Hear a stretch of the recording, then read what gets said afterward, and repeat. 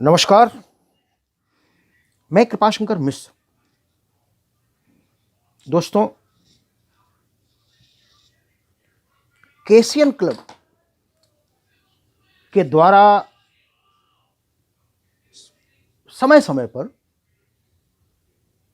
निर्झरणी कवियों के चौपाल का आयोजन करती है। आज यह 44वां एपिसोड है और इसमें नंदन जी ने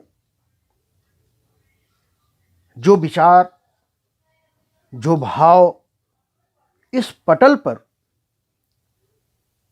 साहित्यकारों के लिए, कवियों के लिए, बुद्धिजीवियों के लिए प्रस्तुत किया है, उसकी मैं भूरी भूरी प्रशंसा करता हूं।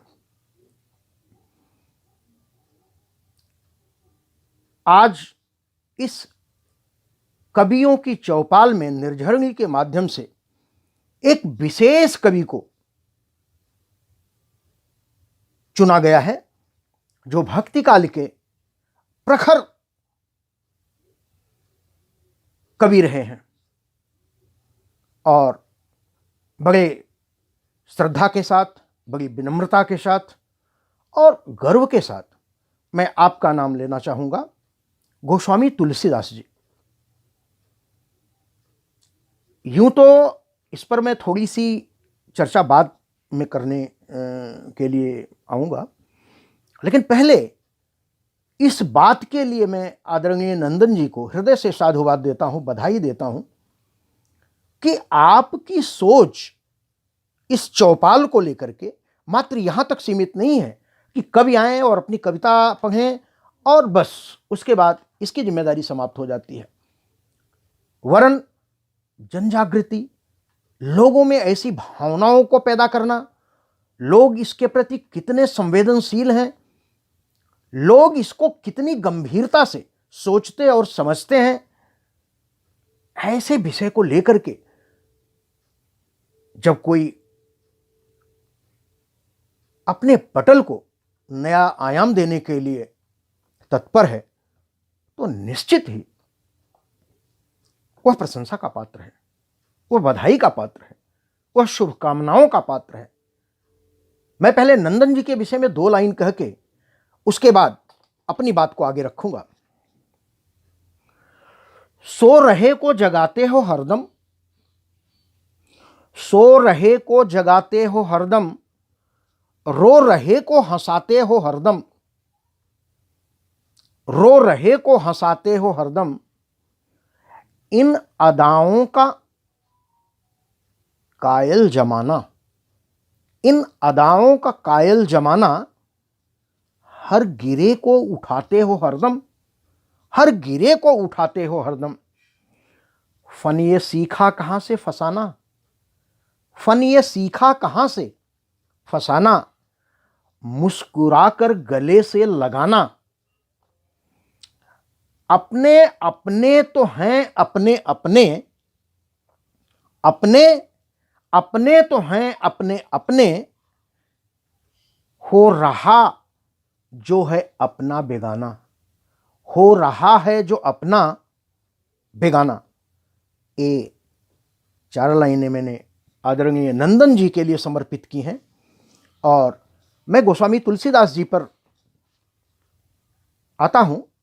इनकी सबसे प्रमुख रचना, यूं तो उन्होंने 13 रचनाएं की हैं, लेकिन रामचरितमानस, हनुमान चालीसा, विनय पत्रिका, दोहावल, ये सब ऐसी रचनाएं हैं जिन्हें अमरता की कोटि में, ऐसे उच्च कोटि में रखा जा सकता है कि आने वाली संततियां इससे प्रभावित होती रहती हैं, इनके आदर्शों से शिक्षा लेती रहती हैं।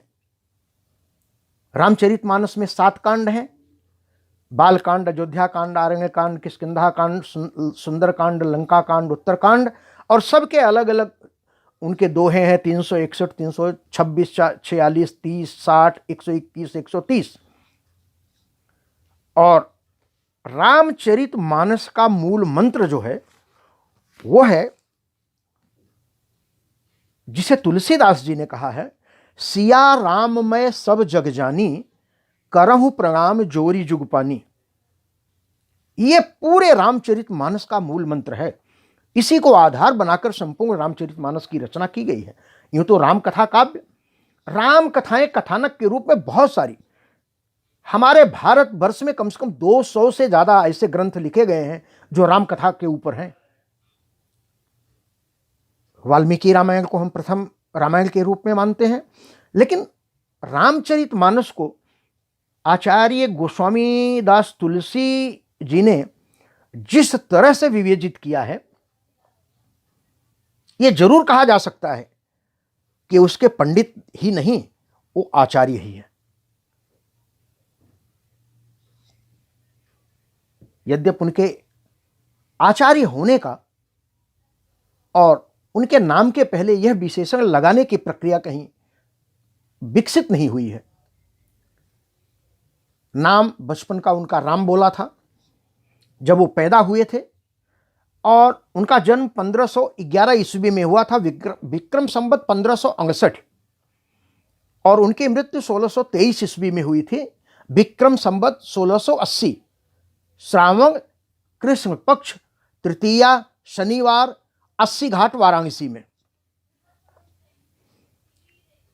कहते हैं लोग कि उनकी उम्र लगभग 112 से 120 वर्ष हुई थी, लेकिन जो ये जन्म और मृत्यु का हमें ईस्वी सन और विक्रम संवत का मिलता है, उसमें 112 वर्ष निश्चित मालूम पड़ता है।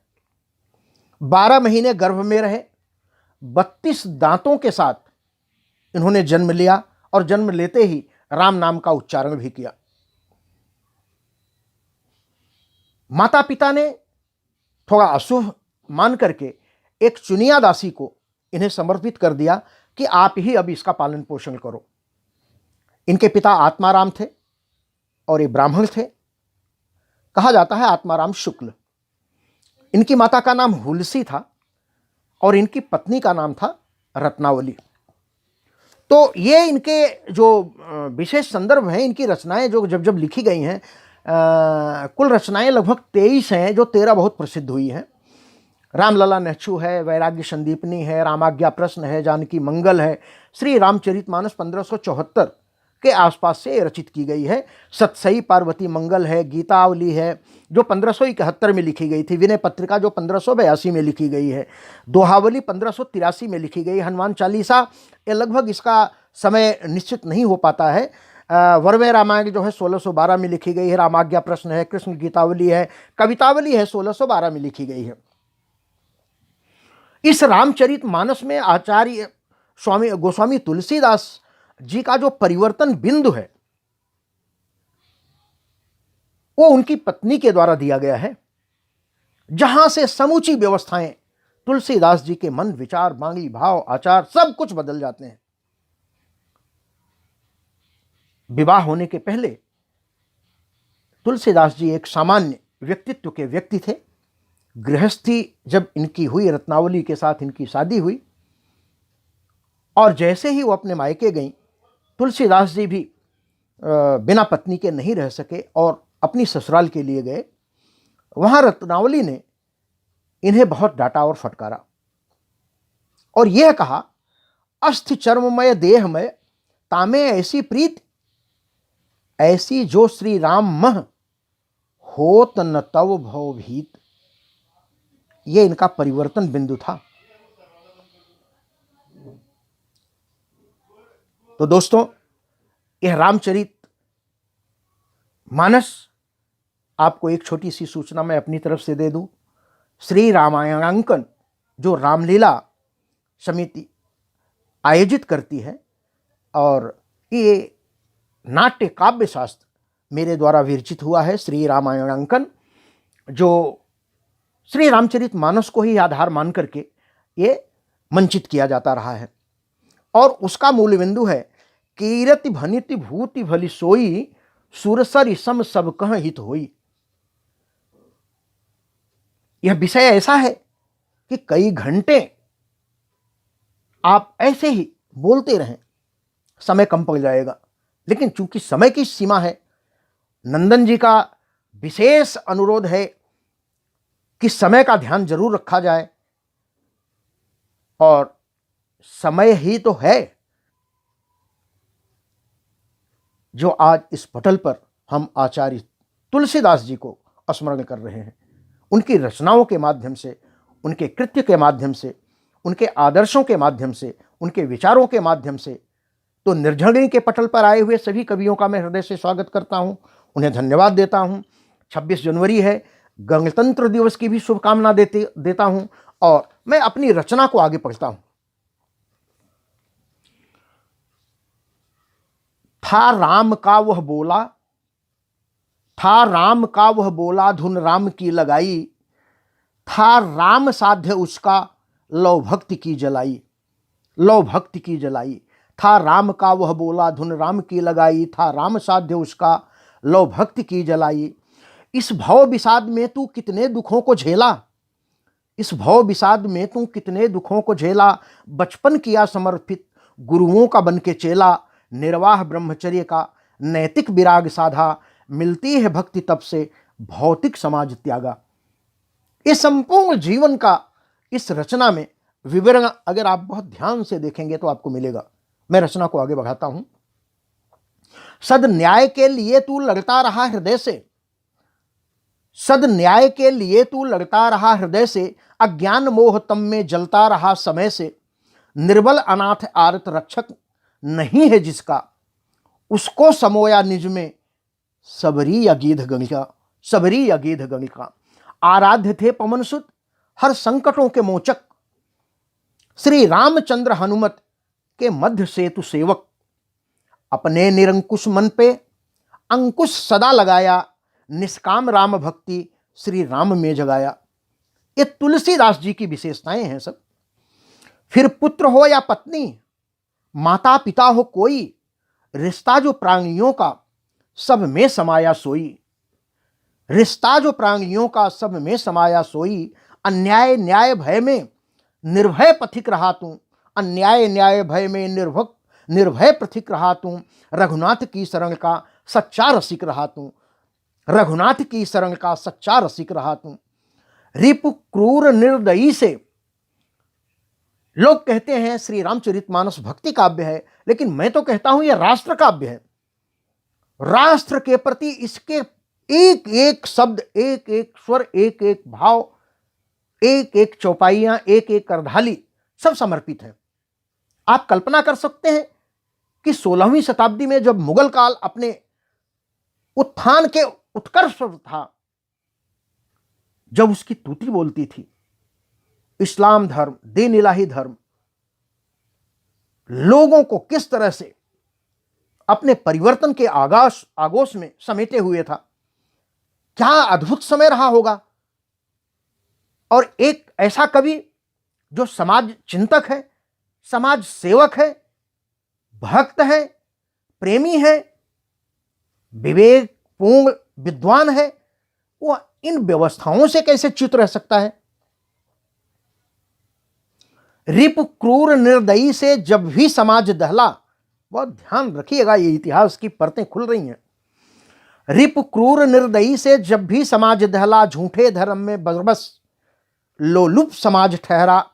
जब जब समस्त जीवन धरती पे थरथराया, असुरों निशाचरों का अति कोप सह न पाया। ये उस समय की राजनीतिक व्यवस्था है। ये विश्वामित्र कोई ऐसे ये नहीं है कि राम और लक्ष्मण को ले गए और निशाचरों को मार रहे हैं। यह अद्भुत शक्ति भक्ति के द्वारा महान तपस्वी, महान महर्षि को प्राप्त हुई है, जिसने यह प्रण किया है, जिसने यह संकल्प किया है कि ऐसी व्यवस्थाओं का समूल नाश करना है जो राष्ट्र के प्रगति में विरोधी हैं। जब जब समस्त जीवन धरती पे थरथराया, असुरों निशाचरों का अति कोप सह न पाया। आरत पुकार से जब हम राम को बुलाते, आरत पुकार से जब हम राम को बुलाते, जिस हाल में रहे वे अपना धर्म निभाते, जिस हाल में रहे वे अपना धर्म निभाते। मंदिर में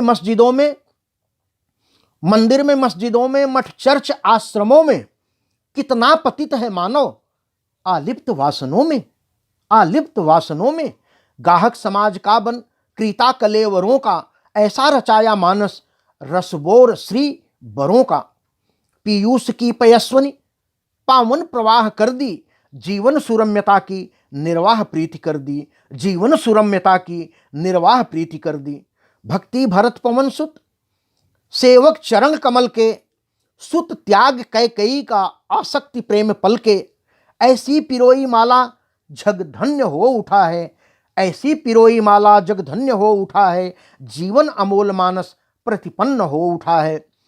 गोस्वामी प्रज्ञ ज्ञानी, गोस्वामी प्रज्ञ ज्ञानी गुरुवर हो सृष्टि दृष्टा, पथ मिलन प्रेम रघुवर तुलसी की सत्य निष्ठा।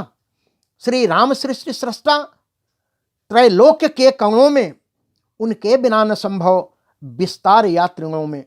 भगवान राम हमारे आदर्श पुरुष, हमारे युग पुरुष, हमारे राष्ट्र पुरुष हैं, और उन्होंने ही ऐसी विषमताओं को समूल नाश किया है। मानस मराल तुलसी तू राम से बड़ा है, जिसने राम का दर्शन कराया हो लोगों को, समूचे विश्व को, वह तो उससे बड़ा है। मानस मराल तुलसी तू राम से बड़ा है, भक्ति अनन्य तेरी तू सृष्टि से बड़ा है।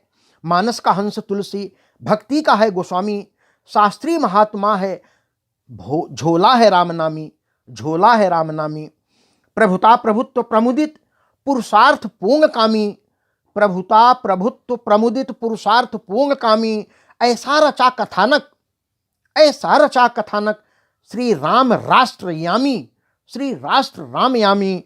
युग पुरुष राम जी को आराध्य अपना माना, युग पुरुष राम जी को आराध्य अपना माना। सब कुछ किया विसर्जित, सब कुछ किया विसर्जित, वह राष्ट्र स्वाभिमानी, वह राष्ट्र स्वाभिमानी आचार्य तुलसीदास जी। आप उन्हें केवल भक्ति या भक्त समझ करके विस्मृत मत करिए। वो राष्ट्र के युगचेता थे, राष्ट्र को समर्पित उनका समर्पण भाव था, उनकी समस्त रचनाएं थी। विनय पत्रिका क्या है?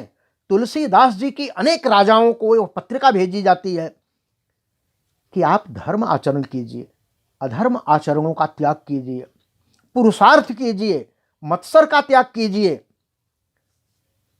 समय लंबा हो रहा है, मैं तो ये चाहूंगा कि निर्झरणी अपने चौपाल के माध्यम से ये पूरा 4 सप्ताह का तुलसीदास जी पर एक एक लोगों को बोलने का अवसर दे। सपोज कि मैंने आज अपनी बात रखी है, कल कोई और रखे, कल कोई और रखे, तभी समूची बातें तुलसीदास से, तुलसीदास जी के विषय में, उनकी जीवनी से संबंध, उनकी जीवनचर्या के संबंध में, उनके अनेक क्रियाकलापों के विषय में जाना जा सकता है। मैं इन्हीं बातों के साथ अपनी वाणी की विराम देता हूं। धन्यवाद।